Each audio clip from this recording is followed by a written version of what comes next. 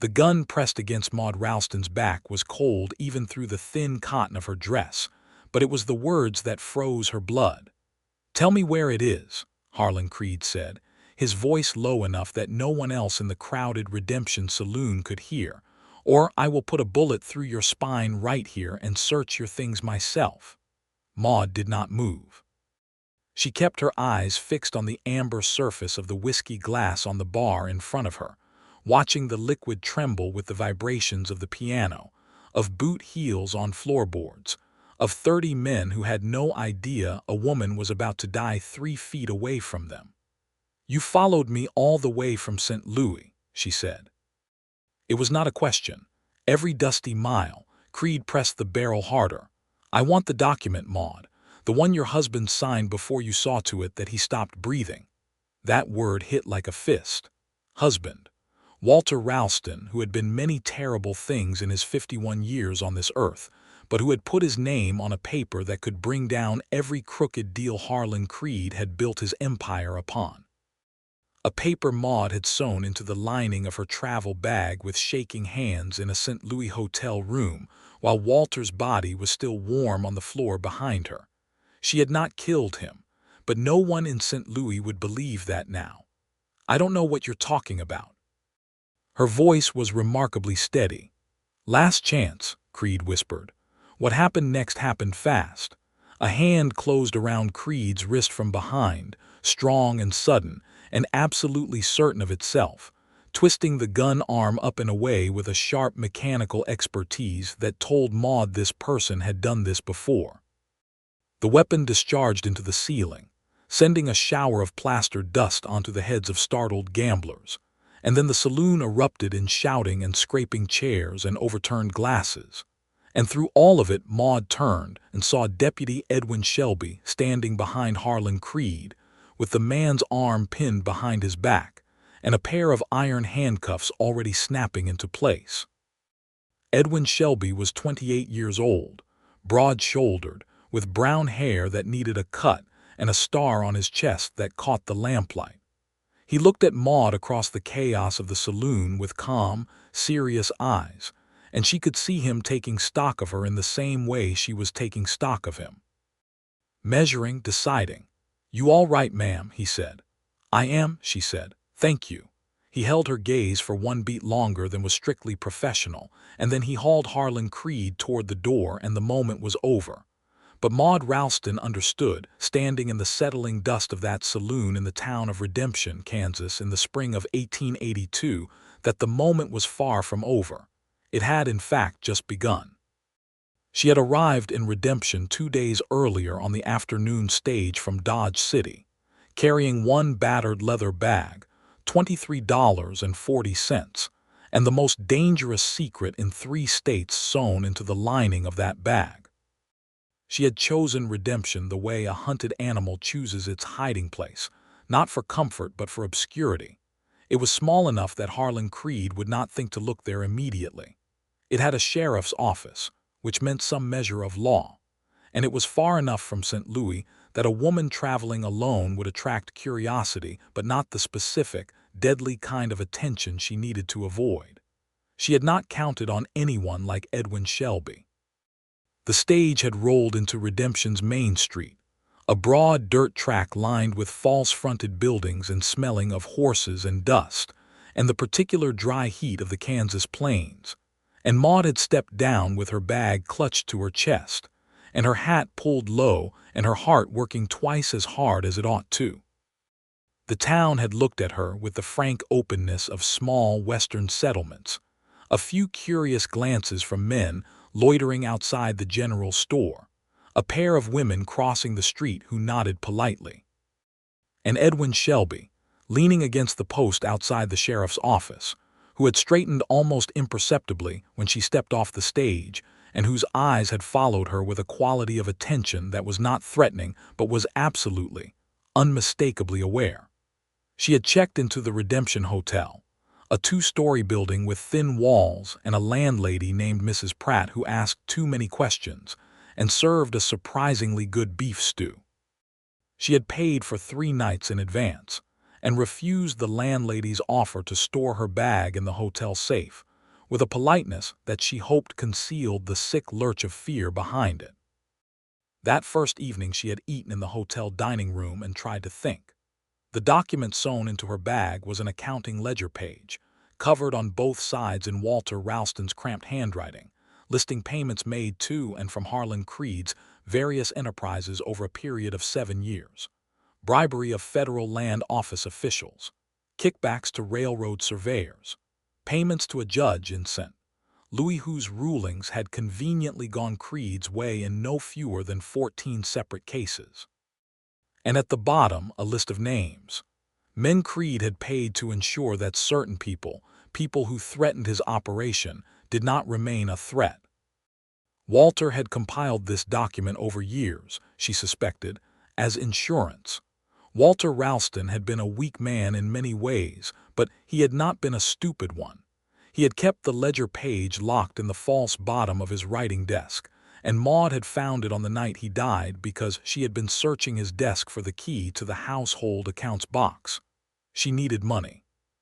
She had always needed money in that marriage, always had to ask, always been made to wait and justify and diminish herself for the simple right to purchase thread or a bar of soap. She had found the ledger page instead, and then Walter had walked in, and there had been an argument that had grown into something violent, and Walter Ralston had suffered the heart attack that killed him in the middle of his own fury. Maude had stood there watching him fall and had felt two things simultaneously: a terrible guilt that she had not loved him enough to grieve properly, and a very clear understanding that no one would believe she had not murdered him. She had taken the document and run. She had not even packed properly. She had thrown what she could into the bag and paid her neighbor's boy to take a note to her only friend in St. Louis, a woman named Clara Bright who kept a millinery shop on Olive Street, telling Clara that she was leaving and that she was sorry. She had not written why. She had not written where she was going because she did not yet know. She had ridden the train west as far as her money would take her, and then switched to stages, following roads that grew less traveled as the flatness of the prairie consumed the horizon on all sides, until she had arrived in Redemption on a Tuesday afternoon with dust in her teeth and terror in her chest. She was 26 years old. She had been married for 3 years to a man she had been sold to, practically, by a father who needed his debts cleared, and she had endured it because she had been raised to endure. But she had also spent those 3 years reading every newspaper and book she could get her hands on, listening to every conversation around the edges of the life Walter permitted her, learning the shape of the world outside her gilded cage. She was not uneducated. She was not naive. And she was not going to let Harlan Creed put a bullet in her back and take the only leverage she had. The morning after the saloon incident, she was sitting in the hotel dining room trying to eat porridge that tasted like paste when the chair across from her was pulled out and Deputy Edwin Shelby sat down. He put his hat on the table beside him. His hair was indeed too long, she noted. It curled slightly at the collar of his shirt. He had a jaw that looked like it had been made from the same Kansas limestone as the bluffs south of town, and his eyes were the particular gray-brown color of creek water in autumn. "Miss Ralston," he said, "I was hoping I could speak with you." "I expected you sooner," she said honestly. Something moved at the corner of his mouth, not quite a smile. "The man from the saloon, his name is Harlan Creed. He's been in the county 2 days, staying at the Cattleman's Inn on the south end of town. He claims he's a businessman from St. Louis." Maude kept her face very still. "Is that what he claims?" "He also claims you stole something from him." Edwin watched her carefully. "He is threatening to press charges, which would be a matter for the sheriff, not me, but Sheriff Buckner is in Wichita for the week, so currently it is a matter for me." "I see." "I want to hear your side, Miss Ralston. I want to hear it before Creed comes into that office with whatever story he's constructed, because I have found in my experience that the first story a man like that tells tends to be the most polished one and the least true." Maude set down her spoon.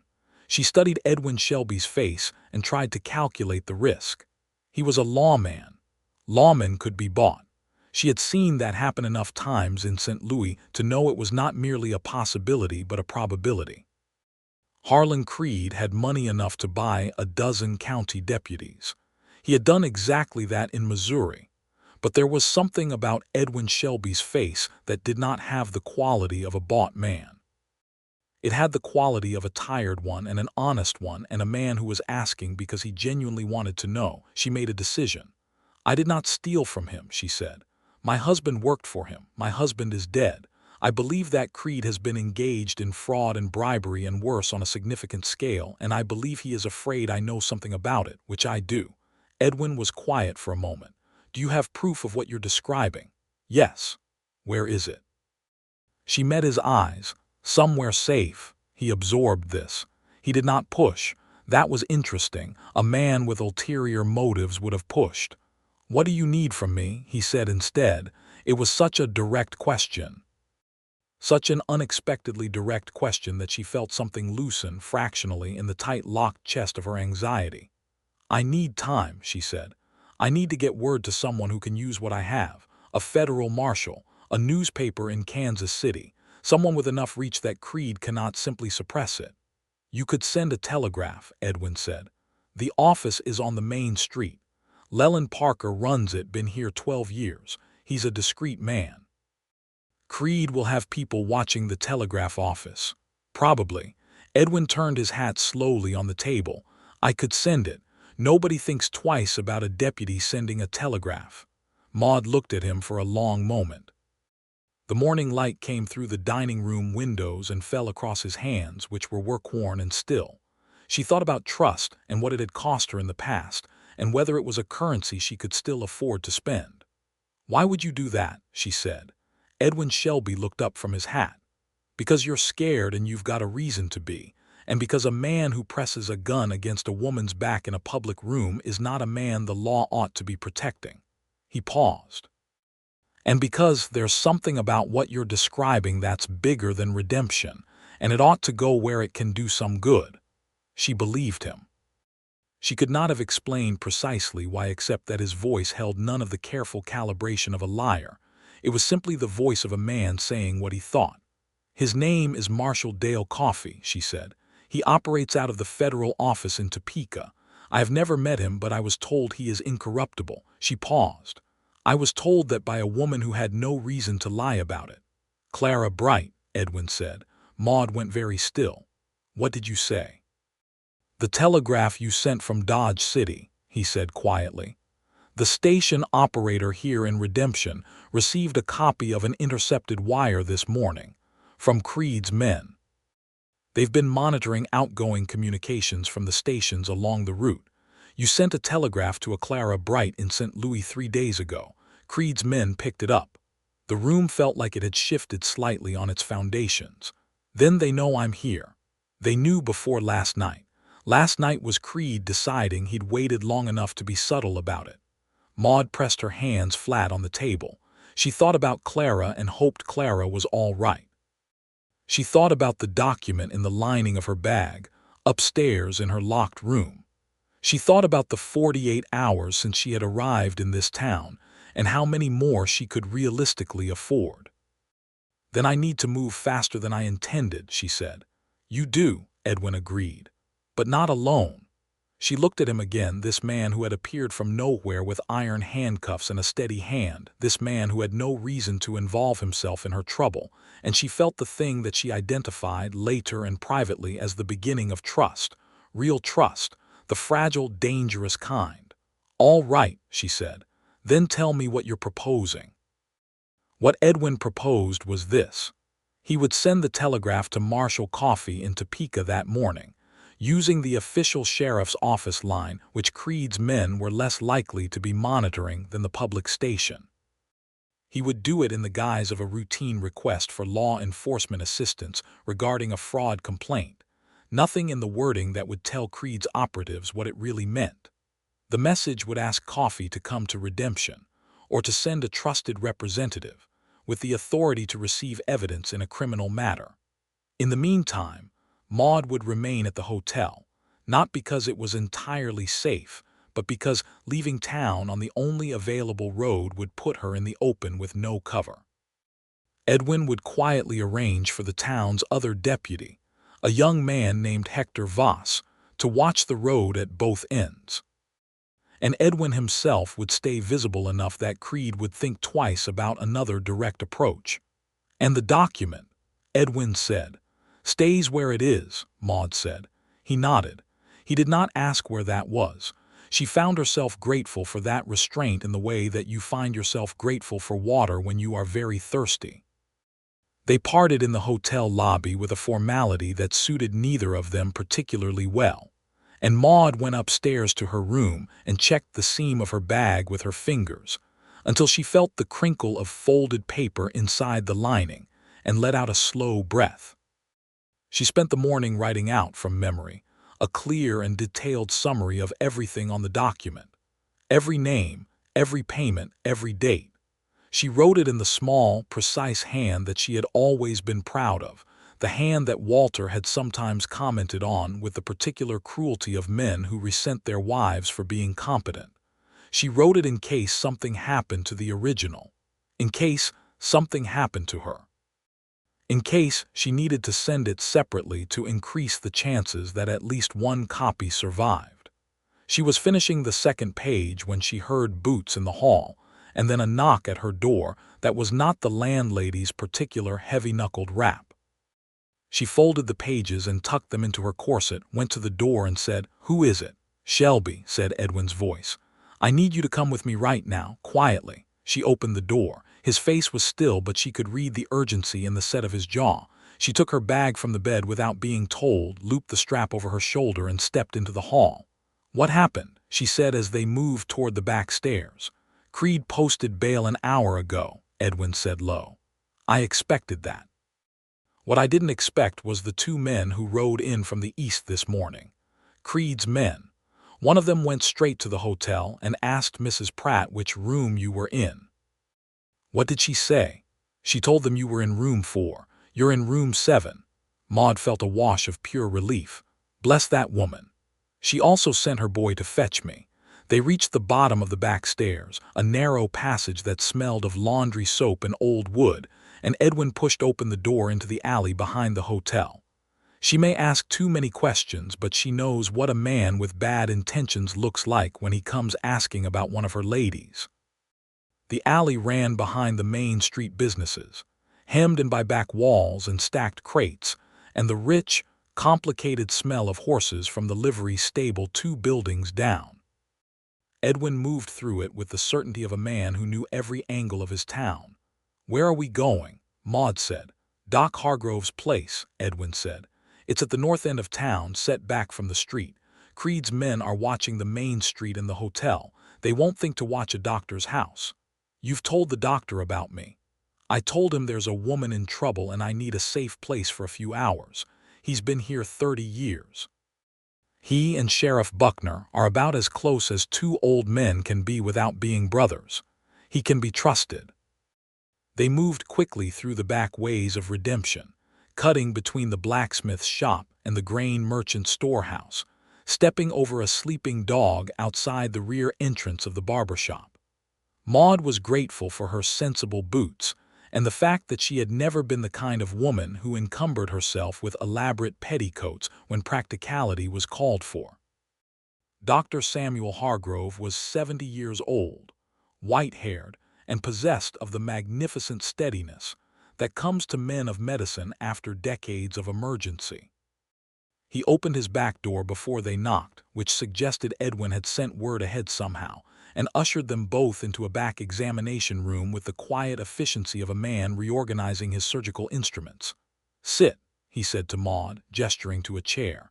To Edwin he said, "The telegraph went through." "An hour ago," Edwin said. "I worded it careful. No reason for Creed's people to catch the meaning." "Good." Hargrove looked at Maude with the frank assessment of a physician. "You look like you haven't slept in several days." 5 days, she said, "more or less." "I'll make coffee," he said. "The real kind, not the dishwater they serve at the hotel." Edwin sat on the edge of the examination table across from Maude's chair. In the quietness of the doctor's back room, without the immediate press of danger, she became aware of how close he was. Close enough that she could see the fine lines at the corners of his eyes, which she thought were from sun rather than age. Close enough to see the small scar on his chin, pale and neat, old enough to be unremarkable. "Tell me about Walter Ralston," he said. "Not the document, not the legal situation, her husband." "Why?" "Because Creed told his version of the story to my deputy this morning while I was sending the telegraph. I want yours." She folded her hands in her lap and told him. She told him about her father's debts and Walter Ralston's offer, and the arrangement that was dressed up in the language of courtship, but was, at its bones, a transaction. She told him about 3 years of a marriage that looked respectable from the outside and felt like a very comfortable prison from the inside. She told him about the night Walter died, the argument, the ledger page, the heart attack, the terrible stillness afterward when she had stood there trying to understand what had just happened and what it meant for her future. She told it simply, without self-pity, the way she had learned to report things to herself in the privacy of her own mind. Edwin listened without interrupting. His face did not change, but his eyes did, almost imperceptibly, some shift in them that she could not quite name. "Creed is saying you poisoned him," Edwin said when she finished. "I know," she said. "There is no poison in the world that produces the symptoms of a heart attack at that reliable a rate. Any physician could testify to that. But Creed doesn't need a conviction. He just needs the accusation to follow me. Enough to discredit whatever you bring forward." "Exactly." Edwin was quiet for a moment. "The federal marshal is the right call," he said. "If Coffey comes himself and takes custody of the document, the chain of evidence is clean. You're a witness, not a suspect. Creed loses his leverage." "That is the theory," Maude said. "The difficulty is the 5 or 6 days it will take Marshal Coffey to get here, assuming he comes at all, during which Creed is free and increasingly impatient." "5 days," Edwin said. He looked at her steadily. "I can keep you safe for 5 days." She believed him again. It was becoming a pattern, this belief, and she was aware enough of her own psychology to find it slightly alarming. She had believed men before. She had been wrong before, but she held her silence on that and simply said, "I appreciate that."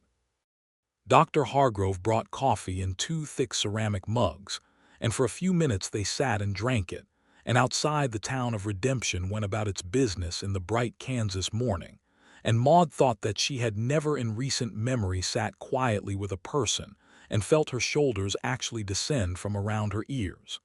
It was such a small thing. It felt enormous.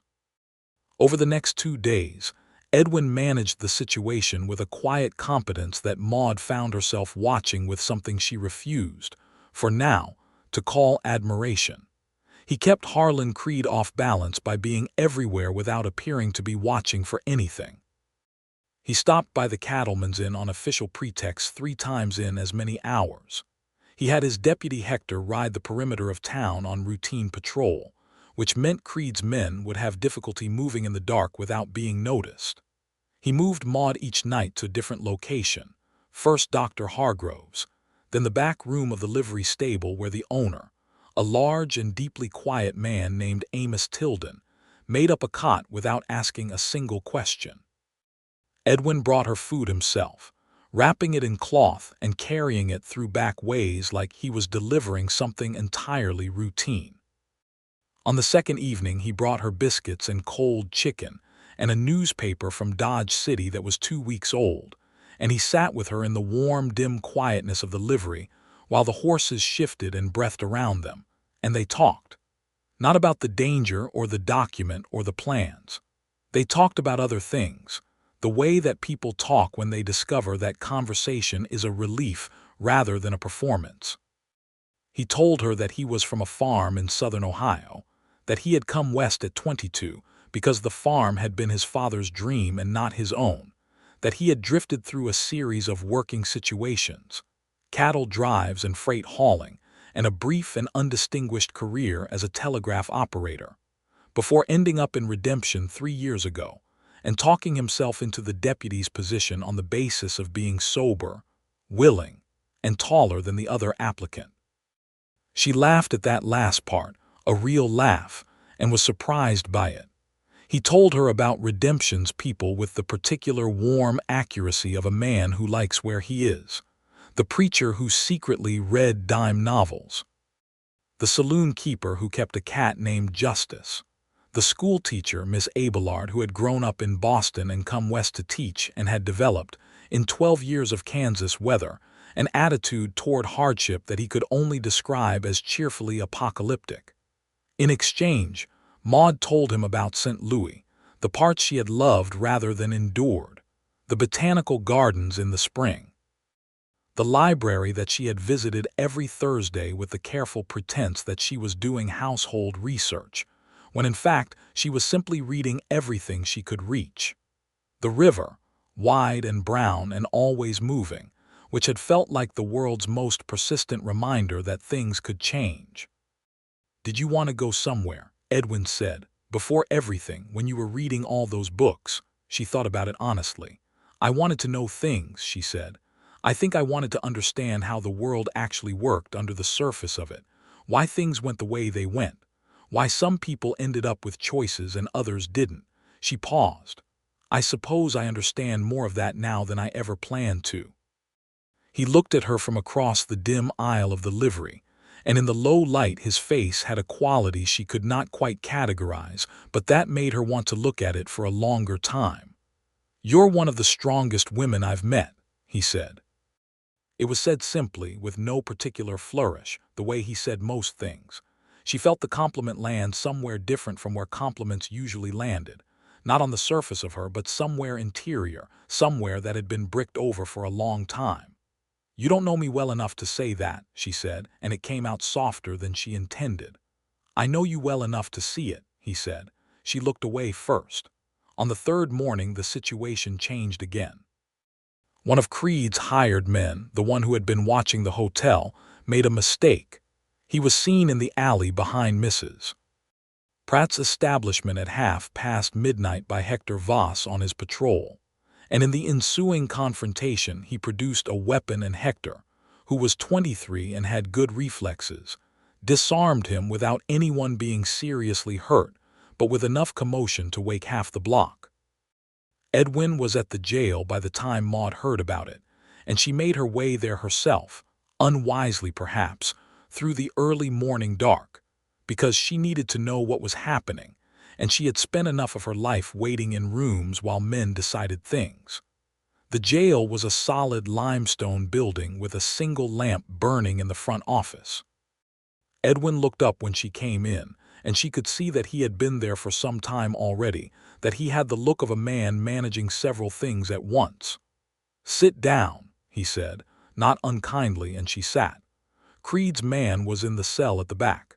She could hear him, not speaking, just the particular restless sounds of an unhappy man in a small space.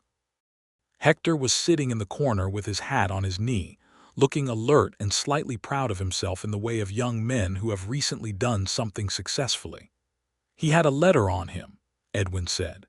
He slid a folded paper across the desk toward Maude without touching it with his own hands anymore, careful about evidence. "You should read it." She read it. It was from Creed to this man, and it was explicit enough to be damning. It instructed the man to retrieve the ledger document by any means, and if that proved impossible, to ensure that the woman carrying it could not testify in any federal proceeding. The language was careful, the kind of careful that a lawyer had probably suggested, but the meaning was clear. "This is enough," Maude said. She looked up. "This letter alone is enough to establish that Creed knows about the document. It establishes his motive to silence me. Even without the document itself, a federal investigation." "I know," Edwin said. "I sent a second telegraph this morning. I sent the letter's contents verbatim to Marshal Coffey. He'll have it before noon." Maude put the letter down. She felt the structure of the situation rearranging itself. She felt, for the first time in 6 days, something other than fear. "Creed will know his man was arrested," she said. "He'll know the letter is in your hands now." "Yes. He'll move tonight. He can't wait any more." "Yes," Edwin said again. He held her gaze. "Which is why I'm going to ask you to do something you're not going to like." "Tell me." I need you to let me take the document, not to keep. To secure it in the sheriff's lockbox, which is steel and bolted to the floor, and which Creed's people cannot get to without going through me. He paused. I know what I'm asking. She did not answer immediately. She sat with the weight of it, the weight of giving up the one piece of physical security she had. The document in her bag was the only card she held. The moment it was out of her hands, she had nothing to bargain with, nothing to run with, nothing to protect herself with except the word of a man she had known for 3 days. She looked at Edwin Shelby in the lamplight of the Redemption jail, and she thought about what she had seen him do and how he had done it. She thought about the conversations in the livery, about what he had said and how he had listened, and what it meant that he had listened the way he did. She thought about the fact that he could have taken the letter Creed's man was carrying to Creed and sold her position for whatever Creed was offering, and he had not done that. Instead, he had sent it to the marshal. She thought about trust and the terrible arithmetic of it. She reached into her bag. She found the seam. She worked it open with her thumbnail carefully, because it was small stitches in thick canvas, and she had put them there herself. The folded ledger page came out looking creased and worn from its days of close keeping. She put it on the desk between them. Edwin looked at it. He did not touch it immediately. He looked at it the way you look at something when you understand its weight. Then he looked at her. I will keep this, he said, and in his voice was something that she understood was a vow, made the way men like him made vows, quietly and with the full meaning of the word. On my life, Maude. It was the first time he had used her name. Just her name without the formal prefix. It fell into the quiet of the room, and she felt it the way you feel the first warm day after a very long winter. I know, she said. Creed came that night. She was at Dr. Hargrove's when she heard the commotion from 2 streets over, that particular quality of sound that a night town makes when something wrong is happening in it, voices raised and then silenced, the crack of a single shot. She was on her feet before she had consciously decided to stand, and Hargrove had her arm, not restraining her, just present. Stay here, he said. Edwin knows what he's doing. She stayed. She stood at the window and watched the darkness outside and measured her own heartbeat, and found it was faster than she would have liked. It was 22 minutes by the doctor's clock before Edwin knocked on the back door. He came in and she saw immediately that he had a cut above his left eye that was bleeding with the cheerful enthusiasm of head wounds, and that he was holding his left arm slightly away from his body, which suggested his ribs on that side were arguing with him. But he was upright, and his eyes were clear, and in his expression was the particular controlled calm of a man who has done something difficult and done it successfully. Creed, she said. In custody, Edwin said. All 3 of his remaining men, too. Marshal Coffey's advance man, a deputy marshal named Ferris, arrived on the late stage, came straight to me. We planned it together. He let Hargrove move him to the examination table and begin assessing the head wound. Creed walked right into it, came to the sheriff's office with 2 of his men to demand the document and found a deputy marshal standing next to me. Didn't have much to say after that. Maude sat down. She put her hands in her lap and looked at them and breathed. It's over, she said. She needed to hear it directly. This part, Edwin said. He winced as Hargrove cleaned the cut. Coffey will be here himself by week's end. There'll be a federal proceeding. You'll need to testify. But the document is secured. It's in federal custody now since Ferris took charge of it, and Creed is in that cell. He looked at her from across the room, despite Hargrove's efforts to keep his head still. You're not running anymore, Maude. She had been holding something in her chest for 6 days. She did not cry, which surprised her slightly. She had expected to when the tension broke. Instead, what happened was that she felt the thing simply release, the way a fist opens when it has been holding something for too long, and what replaced it was not relief exactly but a kind of spaciousness. Room to breathe. Room to think about something other than the next 3 hours. Thank you, she said, and she meant it in a way that the words could not fully contain. Edwin looked at her and said nothing for a moment, because Hargrove had a needle and thread and was attending to the cut with professional firmness. When the doctor finished and stepped back to assess his work, Edwin got carefully down from the examination table. He crossed the room and stood in front of her chair. "I want to ask you something," he said. "Ask. When this is settled, when coffee has come and the testimony is given and Creed is on his way to wherever a federal court decides to send him." He stopped. He looked, for the first time since she had met him, slightly uncertain. "Will you stay in redemption?" The question hung in the room with the lamplight and the smell of antiseptic and the old doctor very deliberately finding something to look at on the other side of the room. Maude thought about St. Louis, which was no longer safe and no longer hers. She thought about the road west and where it had brought her.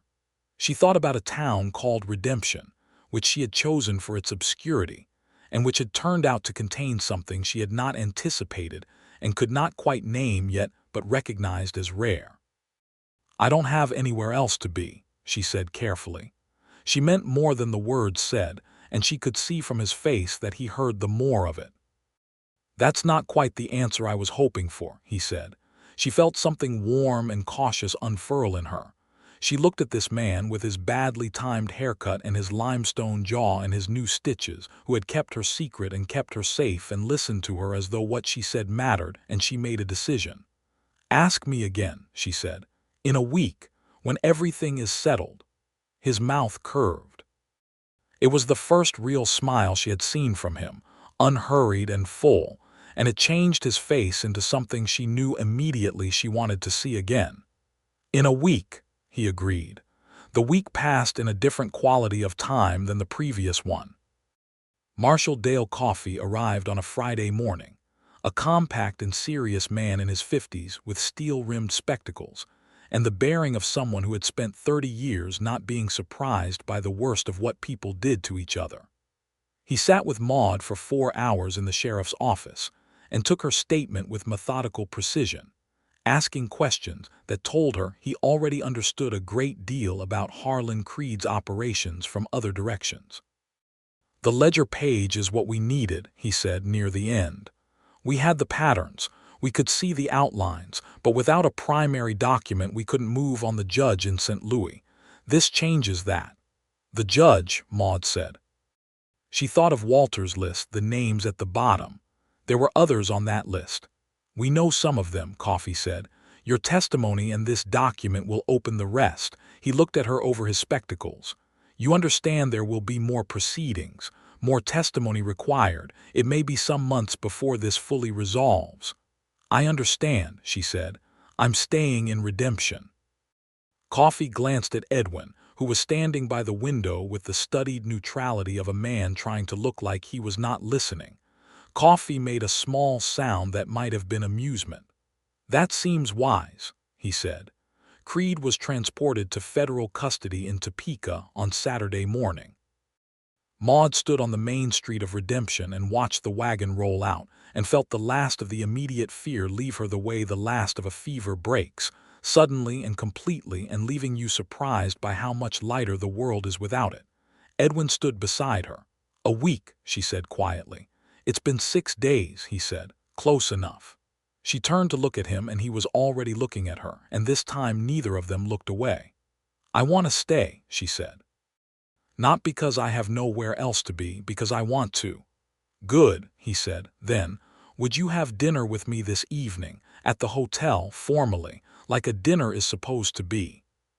She thought of the biscuits and cold chicken in the livery stable, eaten in the warm dark, and thought that that had also been like a dinner was supposed to be in its way. But she said, "I would like that very much." They had dinner at the hotel dining room, at a table with a cloth on it and actual candles, which Mrs. Pratt had provided with a satisfaction so evident it was almost audible. They talked for 3 hours. They talked past dessert, and past the point when the dining room emptied, and Mrs. Pratt began ostentatiously rearranging the sideboard. They talked about everything and nothing in the way of people who have discovered that conversation with a particular person is a thing they do not want to run out of. He walked her to the base of the hotel stairs at the end of the evening. The lobby was empty. The lamp on the front desk burned low. "I should tell you something," Edwin said. He was looking at her with that serious, steady look that she had come to understand was him when he was being most honest. "I knew that first day when you came off the stage.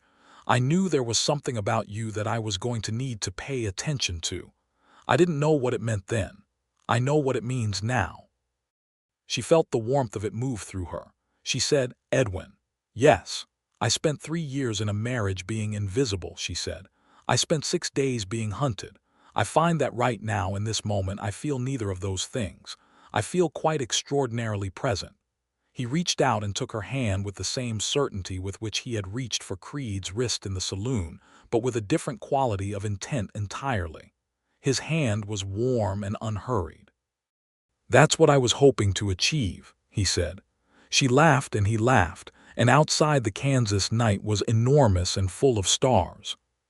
She stayed at the hotel while the federal proceedings continued through the following months, but the nature of her stay in Redemption changed completely. She was no longer hiding. She was living there, actively and intentionally, in a way she had not lived anywhere in years. She found work helping Miss Abelard at the schoolhouse, which she had offered on impulse, and which Miss Abelard had accepted with the pragmatic efficiency of a Boston woman who knew a competent person when she saw one. The work suited her. She was good at explaining things, at finding the angle from which a difficult concept became clear. The children of Redemption accepted her with the frank ease of children who are accustomed to people arriving from somewhere else. She and Edwin fell into a rhythm that was not courtship in any formal sense, and was not courtship either. He stopped by the schoolhouse on days when he was patrolling that end of town, which was perhaps more often than routine patrols strictly required. She brought things to the jail sometimes: a book she had finished reading, a piece of Miss Abelard's exceptional ginger cake. They took Sunday afternoon walks along the creek south of town when the weather permitted, which in Kansas in the summer was irregular enough that the walks had a particular quality of unexpectedness about them. He told her things she suspected he did not tell many people, about the farm in Ohio and his father, who had been a decent man by every measure, except that he had never asked Edwin what Edwin actually wanted. About a woman he had known in Wichita who had been kind and lovely, and had wanted something from him that he had not been able to give her, which he understood now was simply the willingness to stay. About being afraid, not of danger in the physical sense, but of the particular kind of loneliness that comes when you are surrounded by people in a town you belong to and still feel somehow exterior to your own life. "I don't feel that way anymore," he said, on a Sunday in September, sitting on the bank of the creek with the cottonwood trees going gold above them. "I haven't felt it since June." June was when she had arrived. She was sitting beside him with her shoes off and her feet in the cool water, and she felt the importance of what he had said and let it settle in her before she responded. "I don't feel invisible here," she said. "That's the best way I can describe it. I have never felt particularly visible anywhere. Here I feel visible." He turned to look at her. They were close enough that she could see the detail of his eyes, that autumn creek color and the fine lines at the corners, and the way the afternoon light lay across his jaw. "Maude," he said. "Edwin," she said. He leaned forward and kissed her, which she had been expecting in some theoretical sense for several weeks, and which still arrived with a force that surprised her, not because it was overwhelming, but because it was exactly right in the way that very few things in her life had been exactly right. She kissed him back with the accumulated honesty of everything she had not allowed herself to feel while she was surviving. When they separated, the creek was still going past them, and the cottonwoods were still going golden, and the town of Redemption was a mile north, and the world was very large and very quiet. "I should have said this more directly before now," Edwin said. He had not moved away. "I am completely in love with you." She felt the words in her chest, in the place that had been bricked over and was now decidedly not. She felt them in the same interior geography where his steadiness and his honesty and his careful, persistent helpfulness had been accumulating since June. "I know," she said, and then, "I love you too. I have for some time. I was being careful with it. "You can stop being careful with it," he said. She looked at him and decided that he was right and that she was going to take him at his word on that because she had been careful with things for long enough. "All right," she said. "I will." The autumn brought the resolution of the federal proceedings in stages. The judge in St. Louis was removed from the bench and indicted in October. 3 of Creed's business partners were charged in November. Creed himself, in the federal courthouse in Topeka in December, received a sentence of 14 years in a federal penitentiary, and his network of bribery and intimidation was dismantled with the methodical thoroughness of a federal prosecution that had been building its case for years and needed only the ledger page to complete it. Maude testified twice via formal deposition, which Marshall Coffey conducted in redemption, for which she was grateful. The process was demanding in the way that telling the truth about difficult things is always demanding, requiring a precise and unflinching account of events and relationships she would have been happy to put entirely behind her. But she was steady through it, which no longer surprised her. On the December evening when the news of Creed's sentencing arrived by telegraph, Edwin found her at the schoolhouse where she was tidying up after the day's lessons and told her. She put down the chalk eraser she was holding and stood still for a moment, taking in the fact that it was finished. That the last thread of the thing that had driven her from St. Louis with a document sewn into her bag and terror in her chest was now resolved. 14 years, she said. At minimum, Edwin said. Given the charges, likely longer, she nodded. She looked at the schoolroom, at the slates in their racks and the map on the wall and the winter light coming through the windows, and she thought about the distance between the woman who had stepped off the redemption stage in June and the woman standing here now in December.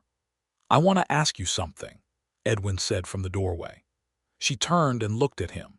He had his hat in both hands and was doing the turning thing with it that she had observed meant he was arranging himself to say something important.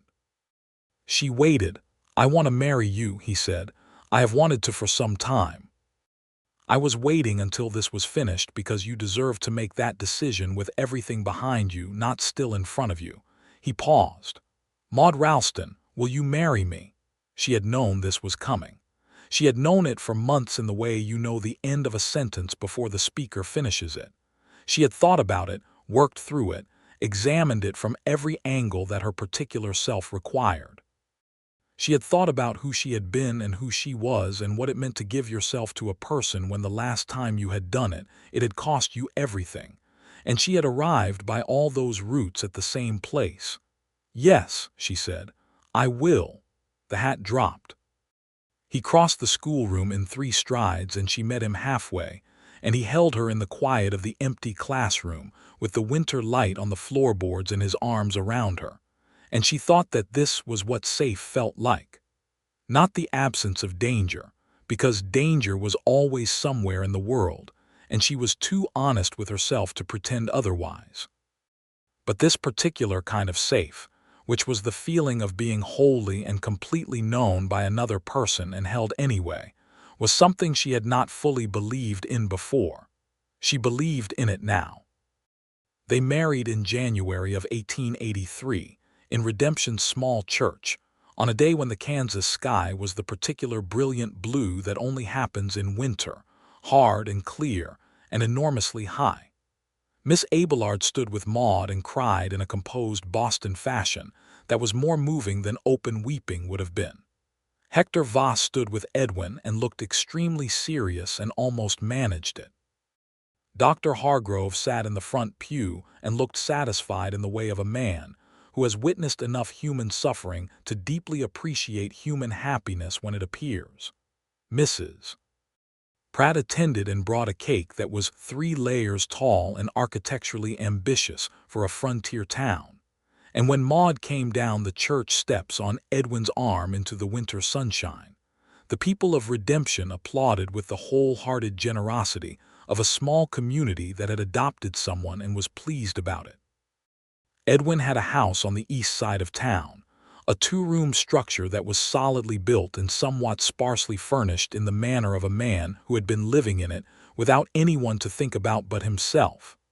Maude looked at it on their first evening as married people and understood that it was a beginning, not a conclusion, and that suited her precisely. She had things she had been collecting. Books from the Dodge City stage whenever she could arrange it. 2 bright rugs from a Mennonite woman on the eastern end of the county who wove them herself. A particular chair she had found at the back of the general store that was absurdly comfortable. These things migrated into the house in the weeks after the wedding, and the house began to look like a home in the gradual, organic way that homes actually come to look like themselves, which is different from the sudden decoration of a place that is trying to appear like a home from the outside. Spring came to Redemption that year with particular exuberance, as if making up for the severity of the previous winter. The creek filled up and the cottonwoods exploded into new leaf, and the prairie grass went green for miles in every direction. In April, Maude began to suspect that she was pregnant, and by May she was certain of it. She told Edwin on an evening when they were sitting on the porch in the last of the daylight, the kind of warm spring evening that smells of new grass and distance.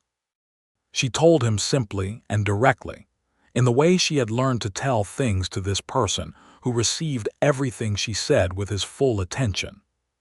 His face went through several things very quickly, surprise which transformed immediately into something that was not quite the contained steadiness she was used to seeing from him. His eyes went bright in a way she had not seen before. "A baby," he said. "In the autumn, I think," she said, "late October or thereabouts." He reached across and took her hand. He did not say anything for a moment. She could see him feeling the weight of it, the realness of it. "Are you all right?" he said. "Are you feeling well?" "Remarkably well," she said honestly. "I feel as though my body has been waiting for the rest of my life to catch up." He brought her hand to his mouth and held it there. When he looked at her, his eyes were still bright. "I did not let myself imagine this when I was younger," he said quietly.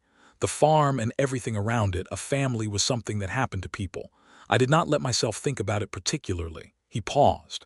"And then you walked off a stage in June, and I thought, well, everything seems different now." She leaned her head against his shoulder. He put his arm around her. The evening was warm and enormous, and the prairie went gold at the edges. "Everything is different now," she agreed. Sheriff Buckner returned from a trip to Wichita in the summer and sat Edwin down and had a conversation that Edwin reported to Maude with a combination of bemusement and genuine surprise. Buckner was planning to retire in the spring of the following year. He had been in the position for 11 years, and he was 64, and he had a sister in Colorado he wanted to spend time with before he got any older. He wanted to know if Edwin wanted the job. "The sheriff's job," Maude said when he told her. "He thinks I should run in the election," Edwin said.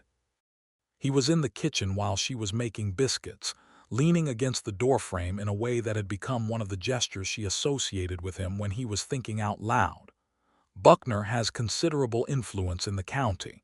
He thinks if he publicly supports me, the race is likely to go the right way." "Do you want it?" she said. She was watching him the way she watched things she wanted to understand accurately. He thought about it. She liked that he thought about it instead of immediately either deflecting or grabbing. "I think I do," he said. "I think I want to do it properly. The town is growing. The county is growing. There are things that could be built up here, actual functioning law, the kind that treats people like people regardless of where they come from or how much money they have." He paused. "I've thought a lot about what Coffey's investigation turned up, about what happens when the law is for sale. I don't want to preside over that. I want to preside over something else." She went back to her biscuits. "Then you should run," she said, "and you should win, and then you should be exactly the kind of sheriff you're describing." He came over and kissed the top of her head in the domestic way of a man who has become accustomed to proximity and has not the slightest problem with it.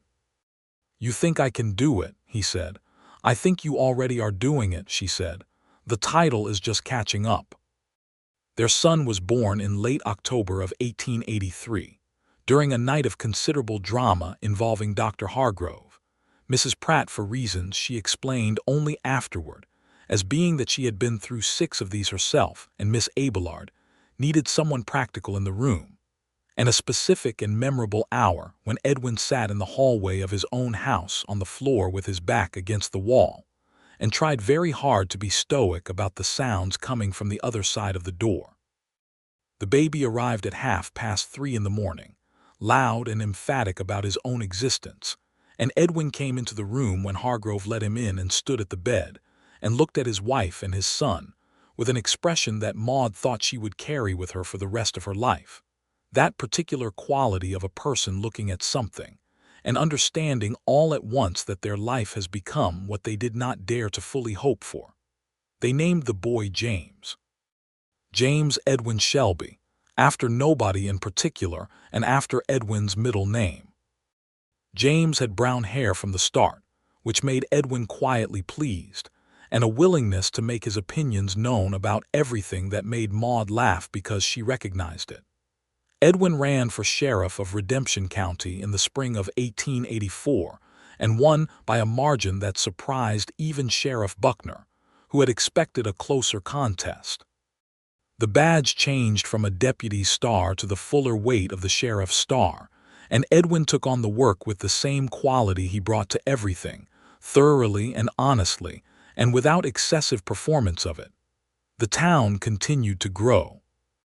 The railroad came through the southern edge of the county in 1884, bringing new settlers and new business and new complications in the way that railroads always brought complications: land disputes, and the particular kind of commercial ambition that could go either good or bad depending on the character of the men involved.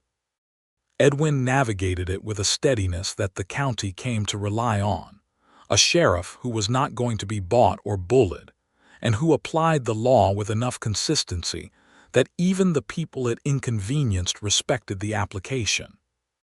Maude continued at the school through most of her pregnancy, and returned to it when James was 4 months old, and her mother-in-law, a quiet and capable woman named Ruth Shelby, who had come west from Ohio to see the grandchild, was persuaded to extend her stay. Miss Abelard was delighted to have her back, and showed it in her characteristic manner by immediately assigning Maude the advanced arithmetic class and going back to concentrating on the younger children, which was what she really preferred. They added a room to the house in the summer of 1884 because James was going to need more space than the current arrangement provided, and because Maude had a specific idea about a proper parlor with enough bookshelf space to actually hold the books she kept acquiring. The carpenter Edwin hired was a man named Silas Fenn, who had come from Tennessee 5 years ago and built half the solid structures in the county, and he did the work with an artisan's care and a dry humor that made him pleasant company through the weeks of construction. In the evenings of that summer, while the addition was being built and Kansas hummed with heat and the baby slept in the room behind them, Maude and Edwin sat on the porch and talked about everything. The way she had wanted to talk in the library in St. Louis, talking her way through ideas and news and the texture of the world, but with the person she had never had before. She had written to Clara Bright in St. Louis. She had done this carefully and after considerable thought, and Clara had written back with a relief that came through the phrasing of every sentence. Clara, who had not known where Maude was or whether she was alive. Clara, who had been interviewed by Creed's men and had said truthfully that she did not know where Maude had gone. Clara came west to visit in the autumn of 1884, made the train journey from St. Louis with the adventure-curious determination of a woman who kept a millinery shop and therefore had no fear of what the world might put on her head next, and she met Edwin and held James and sat in Maude's kitchen and cried and laughed and said, with the frank directness of a true friend, "You look entirely different. You look like yourself." Maude thought about that for a long time afterward, like yourself, as though the self had always been there, waiting to be inhabitable. Clara went back to St. Louis with a standing invitation to return, which she took up in the spring of the following year and the year after that, until the visits became one of the rhythms of the Shelby household's year. In 1885, James learned to walk, with the aggressive confidence of a child who has decided that upright movement is fundamentally correct, and the world simply needs to accommodate itself to his ambitions. He fell down constantly and got up immediately, brushed off any attempt at sympathy, and went back to the business of locomotion with a determination that made both his parents laugh and exchange looks above his head that contained entire conversations. That spring, Maude realized she was expecting again. "I suspected," Edwin said when she told him. She had learned, quite observant about her in the specific way of a person who pays attention to the details of someone they love. "You suspected and said nothing," she said.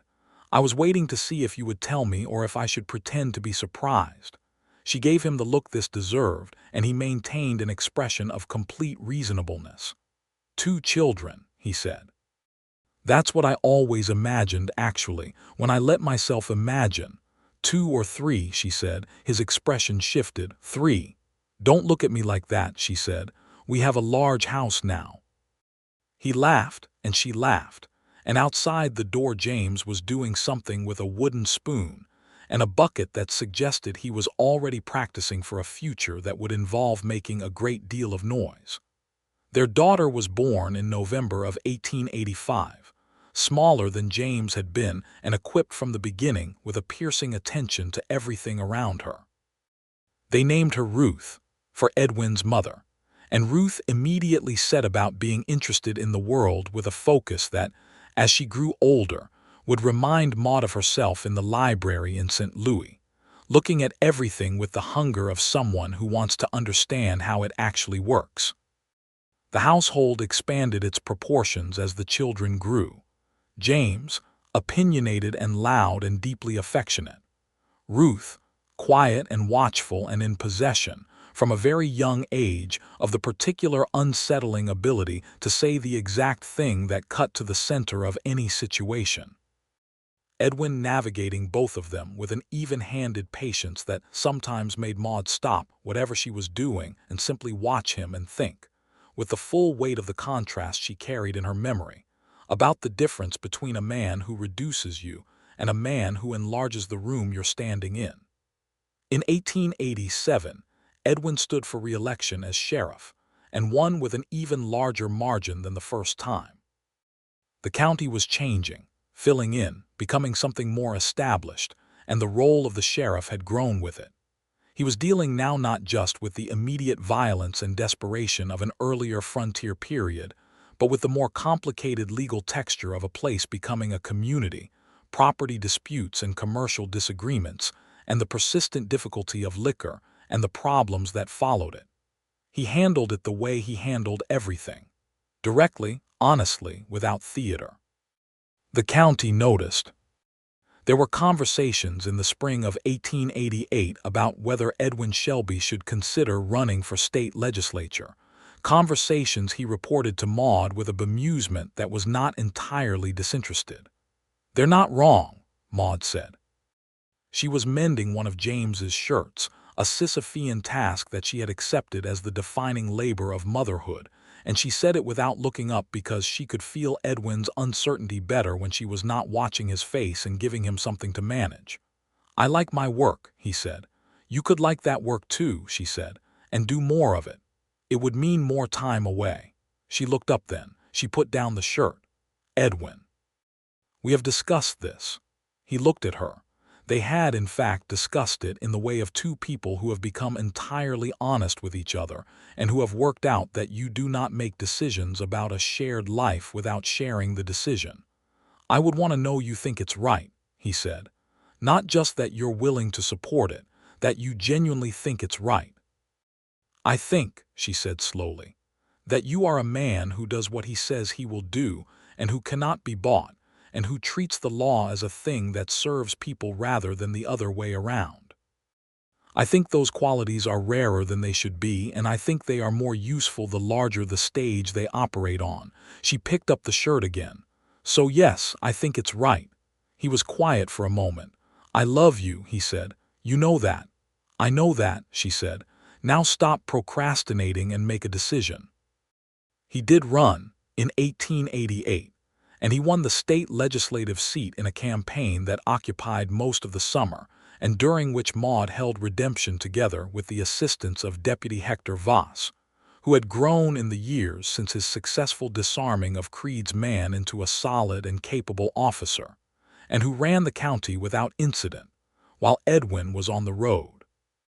The legislative work took Edwin to Topeka for the winter sessions, and Maude went with him in the first year, leaving the children with Ruth Shelby, who had moved to Redemption permanently the previous year, the grandmother who had decided that the Shelby house was where she wanted to be.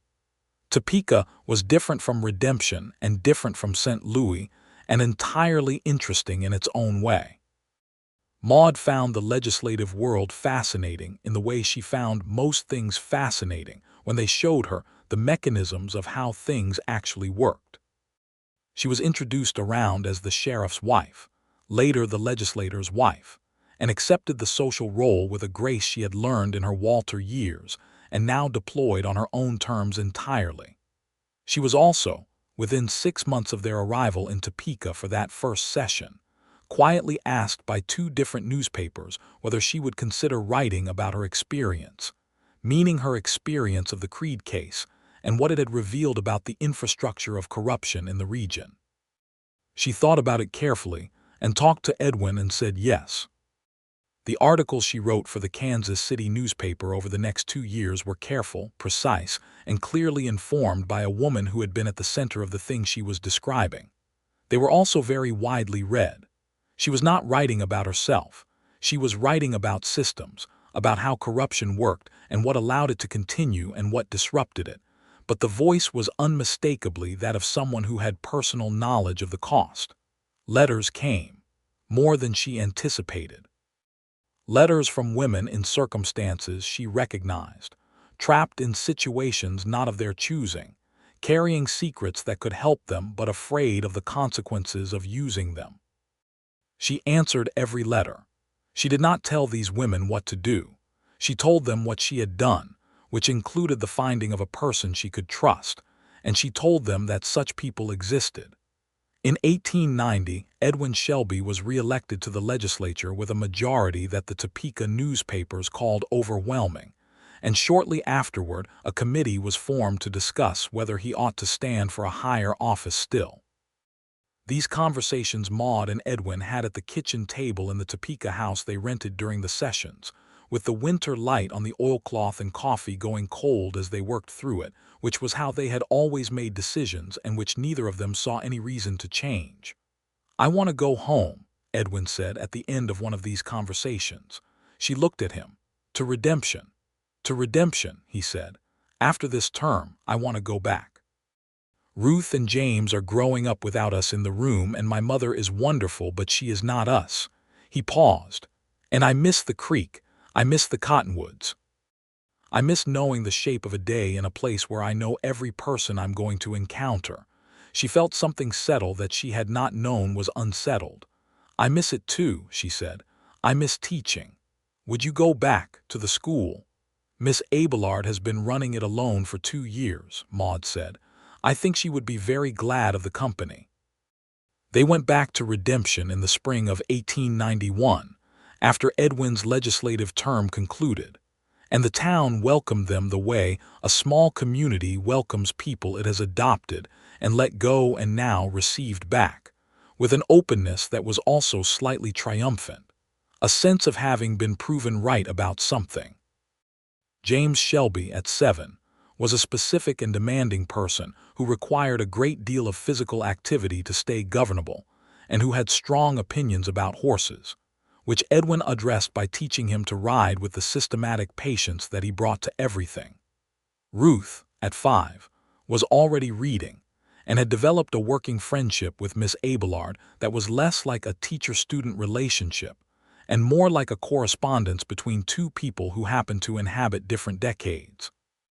The house on the east side of town, to which Silas Fenn had added 2 more rooms in their absence at Ruth, the elder's very reasonable insistence, accommodated them all with the easy generosity of a house that had been built for people to live in fully. Maude put books on every available surface and grew tomatoes in the kitchen garden, and kept the kerosene lamp on the parlor table burning late into the evenings. It was in one of those late evenings in the autumn of 1891, with the children asleep and Ruth Shelby playing patience in her own room, and the house breathing quietly around them, that Edwin said from across the parlor, not looking up from the newspaper he was reading, "I want another one." Maude looked up from her book. "Another what?" "Child," he said. He did fold the newspaper down now and looked at her over it with an expression that combined sheepishness with absolute sincerity in a proportion she found entirely characteristic. "You said 2 or 3, she said. "I recall you looking at me when I said 3. I remember that differently." "You remember it however you like," she said. "I remember accurately."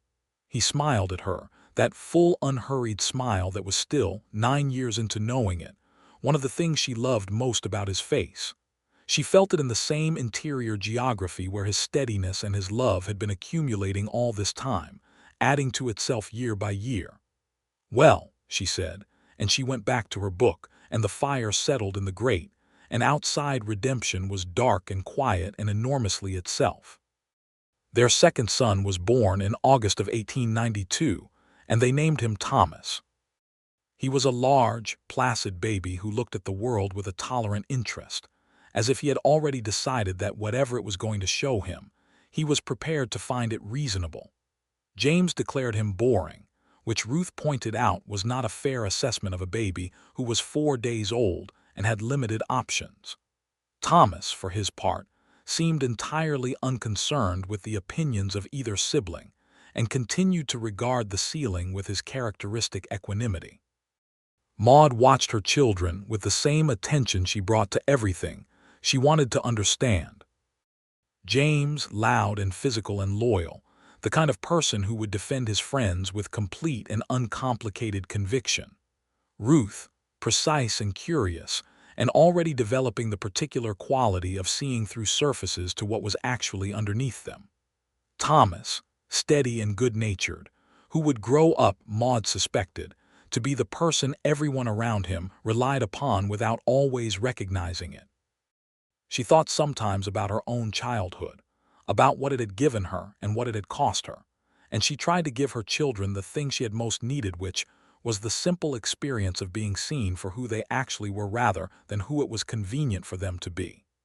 Edwin was present with his children in a way that she observed was not universal among men of his time and place, engaged and interested and patient, even when patience was genuinely expensive.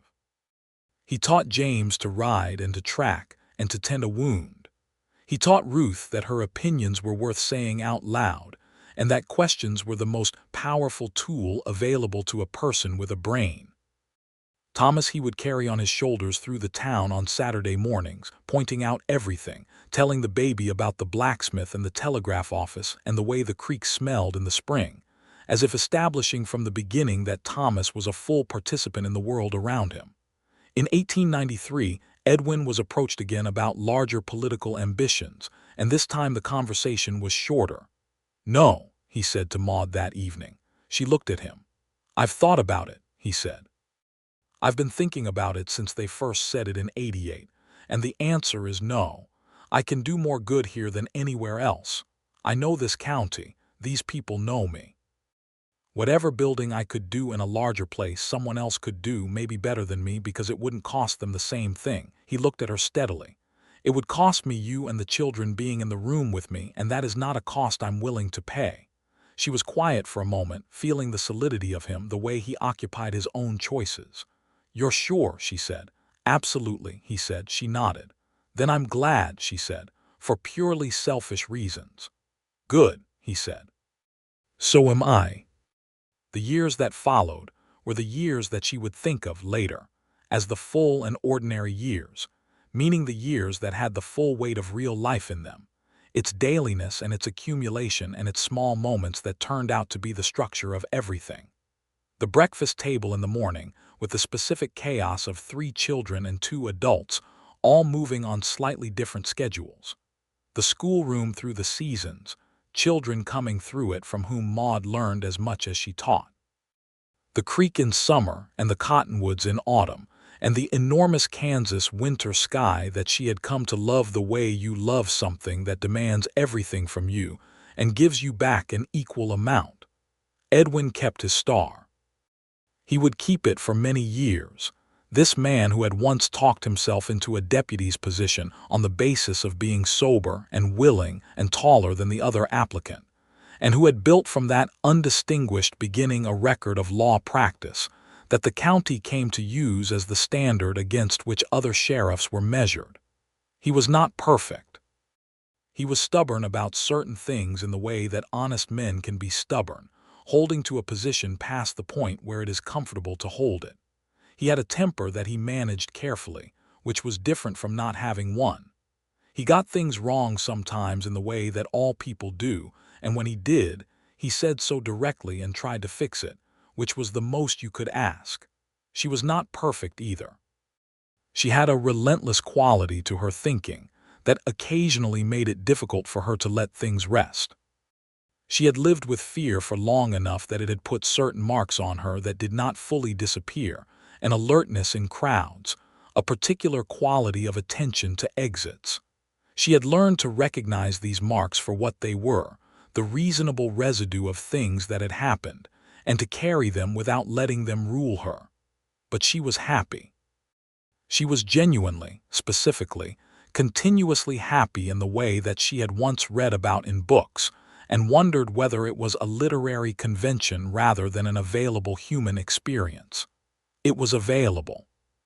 It was here in this house, in this town, in this life with this man and these children, this life that she had arrived at through terror and necessity, and the extraordinary luck of stepping off a stage in the right place at the right moment to be found by a person who was looking with the right quality of attention. On the evening of their 10th wedding anniversary, in January of 1893, Edwin took her to the hotel dining room, which was now considerably grander than it had been, Mrs. Pratt having invested in some ambitious improvements over the decade. They sat at the same table they had sat at after Creed was transported to Topeka, the table with the cloth and the candles, and they had dinner and talked for 3 hours, and the dining room emptied around them, and eventually a young waiter who had not been born when they first sat at this table came to refill their coffee with the martyred patience of a person who would very much like to go home. 10 years, Edwin said. Difficult to believe, Maude said, and also not difficult at all. He reached across the table and took her hand. He had done this so many times in 10 years in so many different moments, and it still had the same quality it had always had, warm and certain and entirely intentional. "I want to tell you something," he said. "Tell me." "That first day, when you came off the stage," he looked at her across the candlelight. "I knew there was something, I told you that. But what I didn't tell you, what I wasn't sure how to say at the time, was that I had been waiting, without knowing I was waiting. Living my life in this town and doing my work and being present to all of it, but somewhere in the back of it, waiting for something I couldn't name." He paused. "And then you stepped off that stage, and I understood what I had been waiting for." She felt this in that interior place that had been accumulating his particular quality of love for 10 years. She felt it the way you feel the place where a wound finally closes completely, not painfully, but with a clean recognition of what health actually is. "I was so frightened," she said. "When I arrived here, I was frightened of everything, of Creed, of what I was carrying, of what I had left behind, of what was in front of me." She looked at his face across the table, this face she knew better now than she had ever known any other, its moods and its honesty and its particular expressiveness when he thought no one was watching. "And then you took that gun and you asked me if I was all right, and something in me understood that I had found something true." "Something true," he repeated. He was smiling. "The truest thing," she said, "as it turned out." Outside the hotel windows, Redemption was cold and dark, and full of the particular silence of a Kansas January, the kind of silence that has weight and presence, not emptiness but fullness, the sound of a landscape that contains everything it needs. Inside, the candles burned and the coffee cooled, and Edwin Shelby held his wife's hand across the table of a hotel dining room in the town, where a woman had once walked off a stage with a secret sewn into her bag and found, entirely unexpectedly, the best of her life waiting for her on the other side of it. She had arrived carrying something dangerous, and she had stayed carrying something far more significant: a home, a family, a love that had been built on the hardest foundation and held because of it. A self that she recognized fully and inhabited completely. She had carried the secret into that town, and the deputy had been the one who kept it safe, kept it true, kept it until it could do what it was meant to do, which was to bring the darkness to light and leave room for everything else. And everything else had been, beyond anything she had dared to fully imagine, standing in that saloon with a gun at her back and terror in her blood, more than enough. It had been everything.